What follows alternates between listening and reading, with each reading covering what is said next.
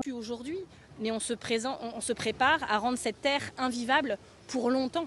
Et ça, je pense que ça doit aussi être une évolution du droit international. Le mot d'écocide est émergent sur la scène internationale, il doit être reconnu, parce que l'écocide, c'est pas juste des atteintes à la nature, c'est des atteintes aux vivants et aux hommes et aux femmes et aux enfants qui vivent sur ces territoires et dont on veut en fait qu'ils ne puissent plus y vivre.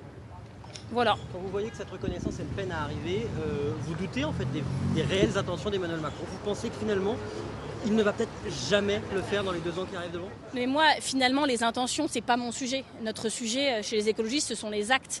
Et je trouve, oui, que la France fait preuve de timidité, je dirais même de lâcheté sur le sujet. Je pense que c'est confortable depuis les grands bureaux parisiens de se dire on va attendre quelques semaines, quelques mois. Ce sera peut-être mieux de le faire en termes de communication plus tard. Les vies humaines qui disparaissent, c'est chaque jour en ce moment.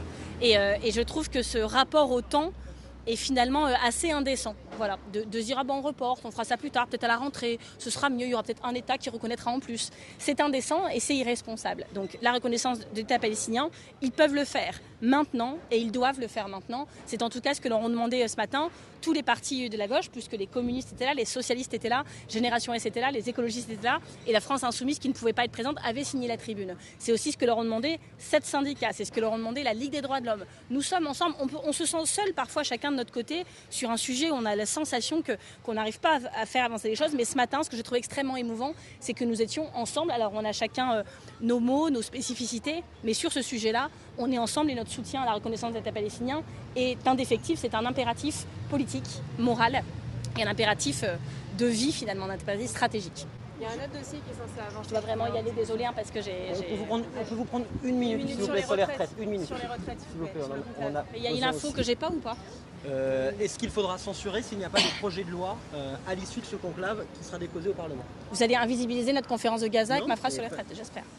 Non mais tout ce que je peux vous dire sur la censure, c'est que nous avons dit que Bruno Retailleau, depuis le premier jour où il est entré à ce gouvernement, qu'il était un motif de censure à lui tout seul. Et depuis que j'ai dit ça il y a maintenant des mois, chaque jour a apporté de nouvelles raisons de censurer ce gouvernement. Donc les écologistes ne font pas partie des forces politiques qui s'interrogent et qui font beaucoup de suspense autour du fait qu'ils vont censurer ou pas. Nous avons voté les 7 censures. Je ne sais pas s'il y en a bien eu 7, parce que même Cyril Châtelain s'est trompé en disant il y en a eu tellement qu'on ne sait plus, c'est devenu un rituel.